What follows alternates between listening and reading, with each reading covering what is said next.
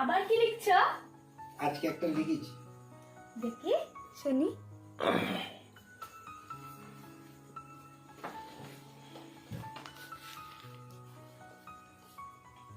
শোনো তাহলে। হ্যাঁ। মানুষ মারা যাবার পর শেষকৃত্যে যাওয়ার চেয়ে বেঁচে থাকাকালীন পাশে থাকা অনেক বেশি জরুরি।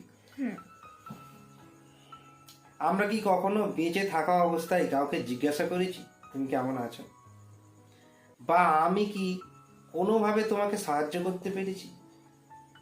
যদি তা না করে থাকি তবে মৃত্যুর পর সেই অহেতুক ব্যস্ততা কিসের?